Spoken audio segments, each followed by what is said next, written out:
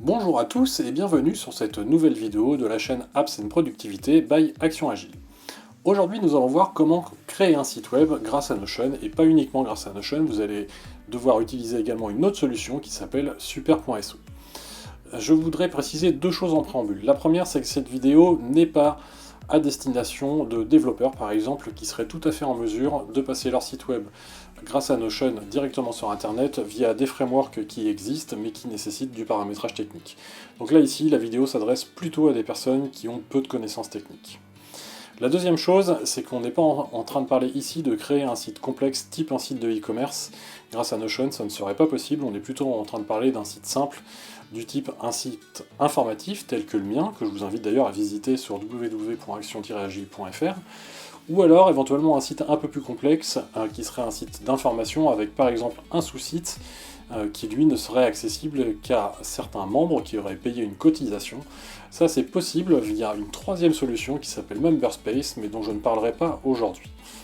Là, nous allons regarder réellement comment créer votre site web sur Notion, comment le paramétrer dans super.so, et nous allons voir rapidement les problématiques de DNS et de SEO, qui sont quand même des choses importantes pour que votre site web ait un bon référencement et que du coup il fonctionne. Si le contenu de cette vidéo vous plaît, je vous invite à cliquer sur le pouce bleu juste en dessous, à vous abonner à la chaîne sans oublier de cliquer sur la cloche de façon à ne pas rater les prochaines vidéos. Mais on passe tout de suite à la pratique. Alors pour créer votre site web sur Notion, la première chose à faire, ça va être de faire une page Notion qui sera la page d'accueil de votre site web. Donc là, je vais vous présenter la mienne rapidement pour que vous voyez comment c'est construit et que vous compreniez un peu comment ça fonctionne. Et vous voyez ici, cette page elle est dans Workspace parce que je l'ai partagée, et ce qui va être important pour que ça fonctionne, c'est qu'ici vous devez partager votre page sur internet, ici avec Share to Web, et ça va vous donner un lien que vous mettrez ensuite dans l'application qui va bien, on le verra dans la partie de vidéo suivante. Donc moi tel que je l'ai construit, j'ai mis ici une couverture que j'ai trouvée grâce à Notion ici en faisant Change Cover, j'ai mis une icône qui est l'icône de mon entreprise, le nom de mon site web qui est là, j'ai mis différents call-out qui sont les uns à côté des autres, de façon à faire une barre de navigation. Alors d'ailleurs cette barre de navigation, j'aurais bien voulu l'utiliser à travers un bloc synchronisé, je vous invite à voir ma dernière vidéo sur le sujet des blocs synchronisés. Malheureusement, c'est pas possible de mettre les blocs côte à côte à l'intérieur d'un bloc synchronisé, donc ça c'est quelque chose que vous ne pouvez pas faire, mais après vous avez plein d'autres possibilités de présentation pour le faire avec un bloc synchronisé, ce qui aura l'avantage de réutiliser votre barre de navigation sur toutes les pages de votre site web.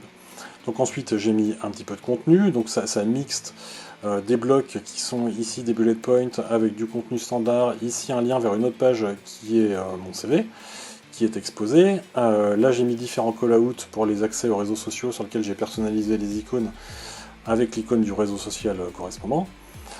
Là dans expérience et compétences, j'ai mis, parce que je voulais des choses un peu personnalisées, une image dans un bloc suivi d'un titre, donc c'est un H3, en dessous pour que le texte soit un peu plus gros et en gras, avec un petit peu de contenu. Là vous avez aussi un call-out avec une côte ici, pardon, avec une icône de façon à avoir la barre sur le côté.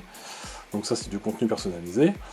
Et là ici, je voulais que sur le site web, on ait accès directement à toutes les vidéos que je publie sur YouTube. Et bien donc pour ça, c'est tout simple, j'ai fait une base de données liée vers la base de données post qu'on va voir juste après. J'y ai mis un filtre en disant je veux voir tout le contenu de cette base de données où le statut est marqué à publier et où la date du jour est postérieure à la date de publication. Pourquoi j'ai fait ça? Parce que le week-end, quand je finis de préparer ma vidéo, je vais du coup me mettre qu'elle est publiée et qu'elle est publiée le lundi suivant à 8h30.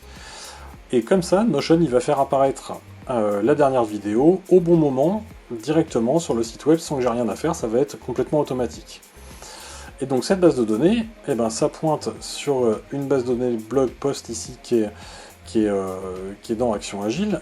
Et ce qui est important, c'est qu'on ne peut pas en modifier les filtres ni les tris, parce que ça, la partie du menu qui est ici, elle va disparaître du site web quand vous allez la publier sur super.so, ce qu'on verra juste après.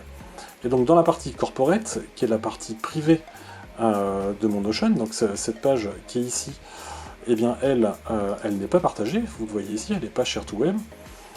Mais je vois la liste de mes posts, hein, c'est ce qu'on voit en dessous, et là c'est tous mes brouillons de posts qui sont dans un statut soit non démarré, soit brouillon, et donc ça me permet moi de voir et de préparer les posts à venir tant que c'est pas marqué comme publié, et bien sûr je me suis fait une vue sur tout ce qui est publié, donc ça c'est toutes les vidéos qui ont déjà été publiées et qui elles apparaissent sur le site web. Mais c'est important de comprendre ça parce que du coup j'ai la même base de données qui est utilisée dans une page privée sur laquelle j'ai des vues que je suis le seul à accéder vu que c'est sur la partie privée, et j'ai sur la partie publique, donc sur le site web, une base de données liée toujours, mais qui elle n'a qu'une vue, qui est la vue galerie, qui est celle qui est ici, avec des filtres et des tris qui ne seront pas modifiables par les utilisateurs du site web. Alors une autre info importante, c'est que vous pouvez aussi mettre des blocs embarqués, comme on le voit ici. Donc là par exemple, ce que j'ai fait, c'est que j'ai une application qui s'appelle Calendly, qui me permet d'aller chercher dans mes différents calendriers, là où j'ai un petit peu de disponibilité. Donc par exemple, on voit que demain soir, j'ai de la disponibilité à 18h à 18h30. Et bien ça, c'est pas fait directement dans Notion, c'est en fait un bloc embarqué, qui va aller chercher une page web qui est sur Calendly, et c'est Calendly qui affiche ce contenu. Mais c'est super propre parce que du coup, ça permet à l'intérieur de votre site web Notion d'avoir des bouts du site web qui ne sont pas dans Notion directement. Et alors là, j'ai mis un Calendly, mais vous pourriez mettre plein de choses, comme par exemple un questionnaire en ligne via Typeform, enfin, tout est possible en soi. Et vous pouvez absolument tout mettre dans cette partie-là. Et enfin, j'ai un certain nombre de pages qui sont sous la racine de mon site web. Donc j'ai une page avec mes CGU qui est ici, j'ai créé une page YouTube sur laquelle on voit toutes les vidéos YouTube, la même chose sur les méthodes agiles, sur Apps & Productivité, donc ça c'est la page qui correspond à la chaîne que vous êtes en train de regarder en ce moment, j'ai une page sur les compétences, et ainsi de suite. Et toutes ces pages-là, on le verra dans la partie suivante de la vidéo, c'est accessible via des liens courts, donc si vous tapez action-agile.com/méthode agile par exemple, et bien ça accédera directement à cette page là, et si derrière vous mettez encore /scrum, et bien ça vous permettra d'accéder à cette page là telle qu'elle est présentée ici, ce qui est quand même super propre, et en plus ça donne des URL qui du coup sont compréhensibles par Google et que les robots de Google sont capables de suivre.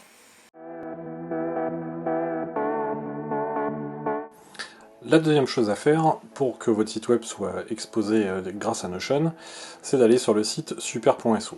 Si vous appuyez ici sur le bouton créer votre site, alors moi ça va me ramener sur ma page Action Agile étant donné qu'elle existe déjà, et comme vous le voyez là j'ai 2 sites web qui sont déjà hébergés, mais peu importe parce que de toute façon en faisant ça vous allez passer à travers toutes les étapes que l'on va voir maintenant. Une chose avant de commencer sur ce sujet là, c'est qu'il faut parler du pricing. Et super.so pour héberger un site, ça va vous prendre 12$ par site et par mois. Donc moi vous avez vu que j'ai 2 sites d'héberger, donc ça me coûte 24$. Alors il y a quand même quelques avantages à utiliser Super, bien que via d'autres solutions ça serait un petit peu pareil. Mais la première chose, c'est que bien sûr vous allez pouvoir utiliser vos propres domaines, c'est ce qu'on verra dans la dernière partie de vidéo. Vous avez la possibilité d'ajouter des mots de passe sur certaines pages, et en faisant ça, du coup, Super vous demandera un mot de passe avant de vous afficher le contenu de la page, bien entendu. Il utilise les pretty URL, et donc ça va vous permettre de faire votre site web / un terme, donc là, ce qu'on voit ici, /market / guide, et de le faire diriger sur les pages Notion que vous voulez bien. Il y a 2 possibilités, Super va vous le faire de manière automatique. Il va voir toutes les sous-pages de votre Notion et il va créer des URL comme ça pour chacune des sous-pages. Mais vous pouvez créer n'importe quelle URL et la faire pointer sur n'importe quelle page Notion tant qu'elle est exposée publiquement sur Internet comme on l'a vu tout à l'heure. Il y a des intégrations qui existent avec différentes choses, en particulier des solutions pour faire des questionnaires, ou avec du MailChimp, ou avec des choses comme ça, mais je vous invite à regarder. Et un truc qui est vraiment important, c'est que Super vous met un CDN, c'est-à-dire un système de cache face à votre site web. Donc l'avantage évidemment, c'est que la performance elle est très bonne, c'est-à-dire que la page elle va s'afficher de manière instantanée. Le petit inconvénient que vous allez avoir, et il faut quand même le savoir, c'est que quand vous allez modifier vos pages sur Notion, il y a un petit délai avant que ce soit rafraîchi sur votre site web qui va de quelques secondes à quelques minutes. Mais le plus important, c'est que vous avez un score de performance qui est vraiment pas mauvais, et ça c'est important pour le référencement sur Google. Donc du coup, la solution est quand même plutôt bien faite parce que ça intègre ça de manière automatique. Et évidemment, tout ça est exposé en SSL, c'est-à-dire que votre site web, il est sécurisé. Donc je vais me connecter sur mon compte là où on était tout à l'heure, de façon à ce que vous voyez un peu comment ça marche. Donc on va regarder ici le site Action Agile, qui pointe sur la page Notion qu'on a vu tout à l'heure. Donc quand vous arrivez sur la page d'administration de Super, il va vous faire une petite preview ici de votre site web tel qu'il apparaîtra sur Internet. Alors dans les détails, c'est ici que vous allez paramétrer le nom de votre site web, et donc ça c'est l'URL de la page Notion qui est exposée publiquement. Donc si moi je vais sur mon site, ici dans Action Agile, vous allez sur Share là-haut, vous lui dites bien que ça doit être partagé sur le web, évidemment, sinon ça ne fonctionnera pas. Vous lui dites Copy Link ici, comme ça il va prendre le lien qui est là, et vous retournez sur Super, vous le mettez ici, et puis après c'est bon, la page elle est partagée, et ça vous permettra de voir ça. Ensuite, il faut configurer son domaine évidemment pour que le site il ait son propre domaine. Donc moi dans mon cas c'est pour que ça s'affiche en tant que www.action-agile.com comme c'est indiqué ici. Et les pages, c'est ici que vous allez paramétrer les pretty URL. Donc ça c'est tout ce qu'on a vu tout à l'heure, et vous avez vu, moi j'ai paramétré un certain nombre de pages. C'est-à-dire que j'ai fait en sorte que par exemple quand on va sur www.action-agile.fr/agile, et ben ça arrive sur une page spécifique dont j'ai indiqué ici l'URL Notion, et ça me permet du coup d'avoir des accès rapides et qui sont compréhensibles par Google sur chacune de mes sous-pages de mon site web. A noter également que Super il va créer automatiquement des pretty URL pour chacune des sous-pages qu'il rencontre, et après vous pouvez le personnaliser comme vous le voulez. Et alors comme je vous le disais tout à l'heure, vous voyez ici sur /expérience/alliance, j'ai décidé que cette page-là, elle était protégée par un mot de passe, donc c'est pour ça que le petit cadenas ici, il est orange, donc ça va vous permettre d'indiquer à Super que cette page-là, elle n'est pas accessible publiquement, et que pour la voir, il faut saisir un mot de passe. Ce qui peut être pratique, en particulier quand on a un espace membre sur son site web, ce qui est également possible via Super. Il y a une intégration vers une solution externe qui s'appelle Memberspace, qui va vous permettre sur vos sites web de rajouter une fonctionnalité pour que vos utilisateurs puissent s'inscrire, éventuellement payer, et que quand les utilisateurs en question sont inscrits, ils aient accès à des pages auxquelles les autres utilisateurs n'ont pas accès, ce qui peut être pratique sur un site web. Après, si vous avez véritablement du e-commerce, je pense que Notion, c'est pas la bonne solution, mais si vous restez sur un site web qui est plutôt simple comme le mien, qui est plus un site de présentation, et éventuellement vous voulez y mettre un espace membre avec une partie payante, et sachez malgré tout que c'est possible. Et enfin, dans les options, on a quelques petites choses, mais je ne vais pas forcément détailler ça ici. On a notamment la possibilité d'injecter du code, et donc en l'occurrence du JavaScript, mais ça va vous nécessiter quelques compétences. Vous avez ici la possibilité de rajouter un favicon, donc qui est l'icône qui va apparaître ici dans votre navigateur une fois que ce sera en ligne. Et il y a un truc important, c'est qu'ici dans Page Properties, vous décidez, quand vous avez des pages qui sont issues de bases de données, de voir ou de ne pas voir les propriétés des pages. Donc une fois qu'on va sur par exemple www.action-agile.com, et on arrive sur la page qui était présentée par Super, qui est ici. Vous avez vu l'affichage est immédiat, alors que si vous alliez sur la page Notion, ça serait probablement moins rapide, et on voit le site tel qu'il est construit. A noter d'ailleurs que la galerie qui est ici, contrairement à la manière dont elle est faite dans Notion, on ne voit plus les options qui ont été cachées par Super. Ce qui empêche évidemment les utilisateurs de modifier les filtres, les tris ou tout ce que vous voulez. Là, ils n'ont plus accès à rien, ils voient uniquement toutes les pages qui sont là, et bien sûr, vous avez la possibilité de cliquer dessus et d'accéder au contenu des sous-pages. A noter également que quand vous allez sur une des pages, donc on va reprendre la page sur laquelle on était par exemple, Super en haut, il va vous faire un fil d'Ariane en vous indiquant à quel endroit vous vous situez. Donc là, en l'occurrence, je suis dans Action Agile, bien sûr, dans la partie vlog, dans la partie post, et dans la vidéo qui s'appelle les blogs synchronisés. Et vous le voyez, ici je n'ai aucune propriété. Alors que si je vais dans mon Notion, qui est ici, et que je vais de la même manière, on va descendre et on va aller sur la partie post. Alors déjà d'une part, j'ai pas ce premier comportement de Notion qui affiche une espèce de pop-up au lieu de l'afficher en pleine page. Super, il va le passer directement en pleine page. Et toutes les propriétés qui sont ici, du coup elles sont masquées, comme vous l'avez vu, je vous le remontre, et on accède uniquement au contenu de la page.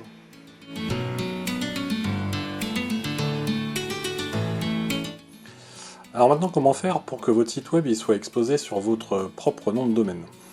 Donc vous voyez, quand vous créez un site sur Super, il va être mis sur le nom du site, .super.site. Alors ça c'est très bien, mais c'est pas suffisant. Moi je veux qu'il soit sur https actionagile.com comme c'est indiqué ici. En fait c'est tout simple, vous allez aller dans votre site, vous allez aller sur la partie domaine, et ici vous demandez à Super, et en fait ce qu'il va falloir c'est que dans votre zone DNS, vous rajoutiez un champ cname sur le www et que ça parte sur cname.super.so. Et c'est tout ce que vous avez à faire en ayant bien renseigné ici l'URL finale. Une fois que ça c'est fait, eh bien, il va falloir attendre que les données soient publiées sur le DNS, mais juste après, vous y aurez accès directement. Donc.